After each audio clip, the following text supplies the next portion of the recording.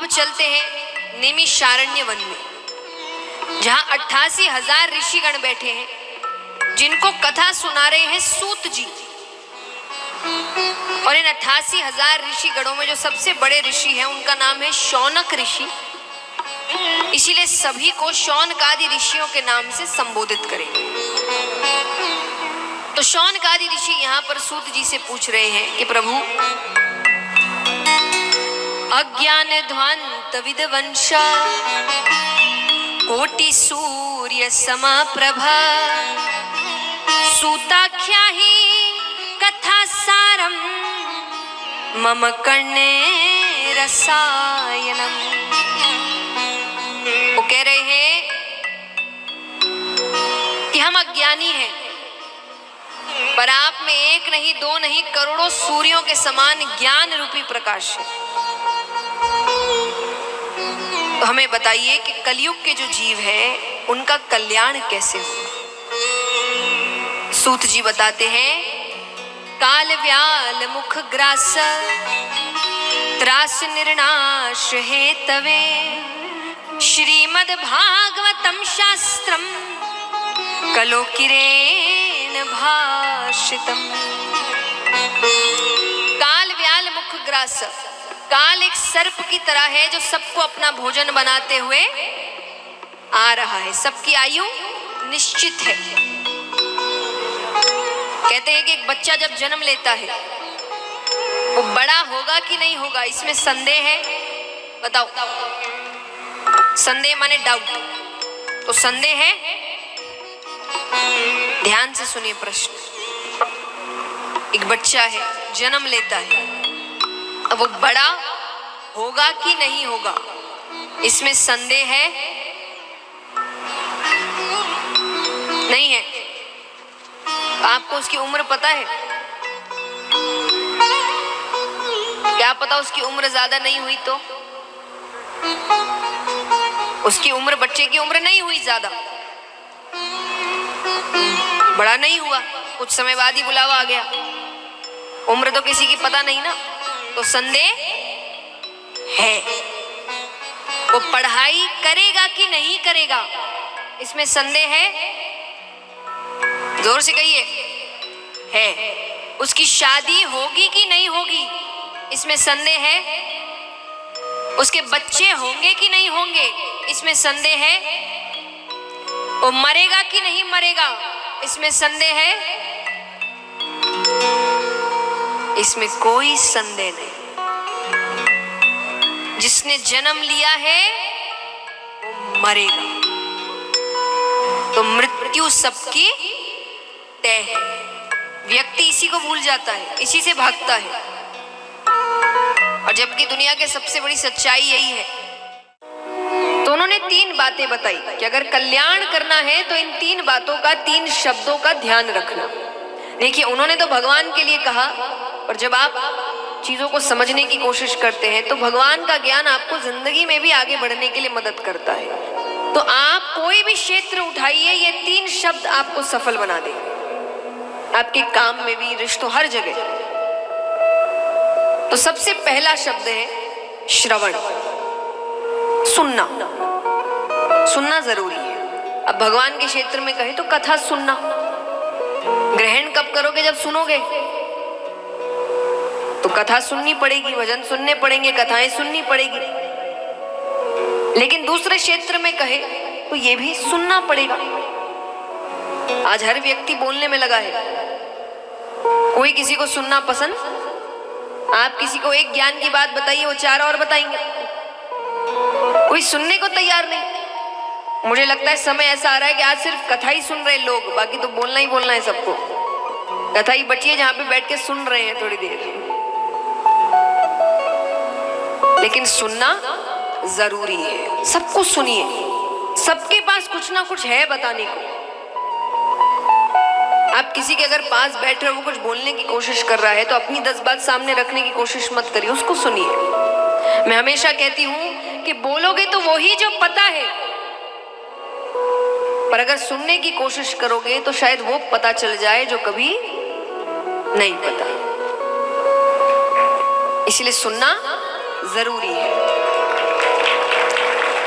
अब कई बार लोग कहते हैं कि हर किसी को थोड़ी सुनेंगे,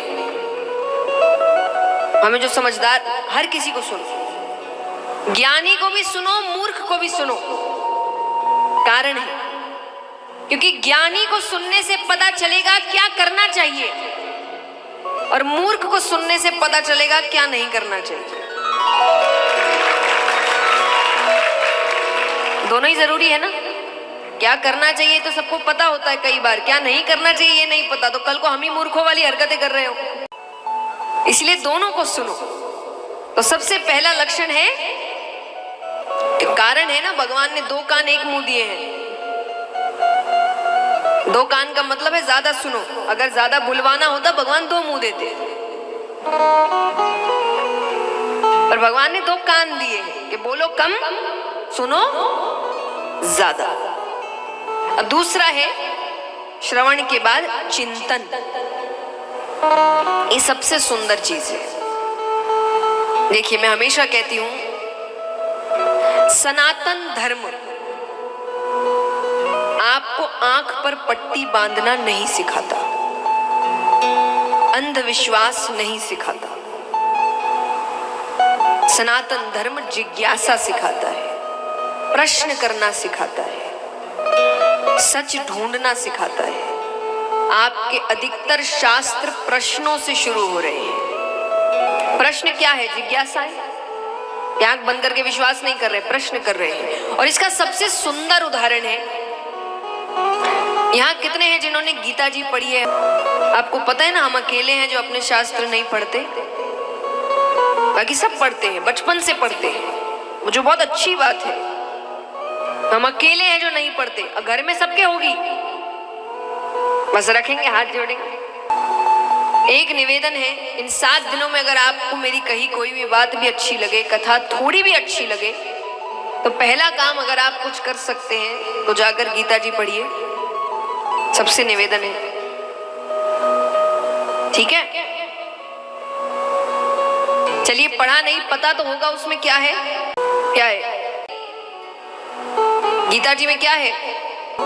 भगवान और अर्जुन के बीच बातें हो रही है। अर्जुन क्या कर रहे हैं? प्रश्न कर रहे हैं। सिर्फ भगवान की बात होती और अर्जुन चुपचाप सुन रहे होते तो कुछ ही पन्नों में गीता जी खत्म हो गई होती। अर्जुन प्रश्न कर रहे हैं। अब देखिए सुंदरता, देखिए, हम दूसरों से बात करते हैं कि इससे प्रश्न करना चाहिए कि नहीं, उससे अर्जुन के सामने कौन खड़े हैं? भगवान।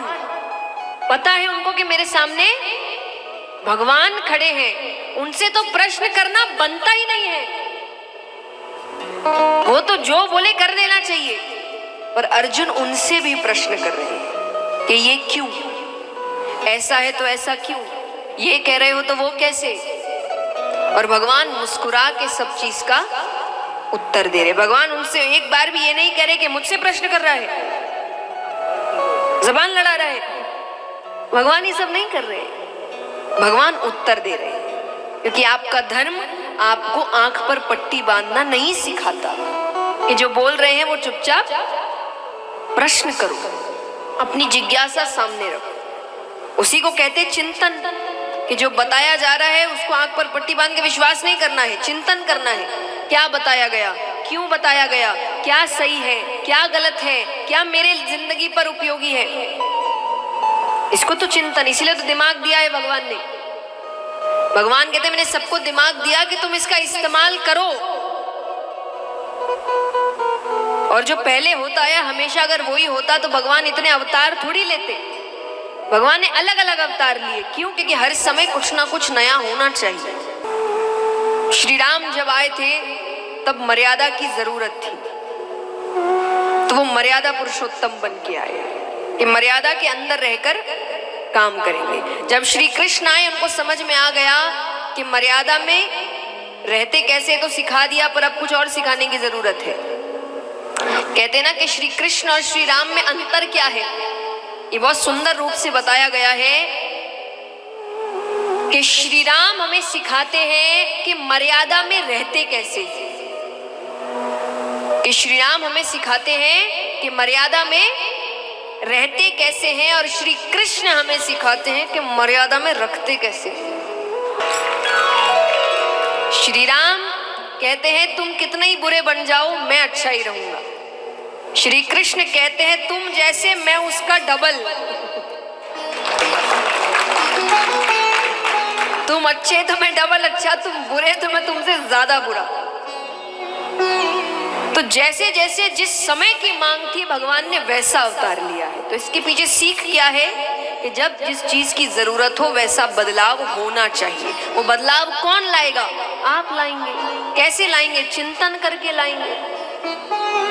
बस जो होता है वही आंख पर पट्टी बांध के काम करते रहोगे तो कहां से बदलाव आएगा? तो चिंतन करना पड़ेगा। तो दूसरा लक्षण है चिंतन और तीसरा है मनन। अब सुन लिया, चिंतन के बाद समझ लिया कि क्या करना है, अब उसको करना भी तो पड़ेगा। सार समझ में आ गया कि सच बोलना है, पर सच बोलना भी तो पड़ेगा, बदलाव तो तभी आएगा। तो मनन यानी उस सार को अपने जीवन में उतार लिया, तब जाकर कल्याण होगा। तो उन्होंने कहा कि ये तीन चीजें अगर आप अपने जीवन में लागू करते हैं तब जाकर कल्याण होता है।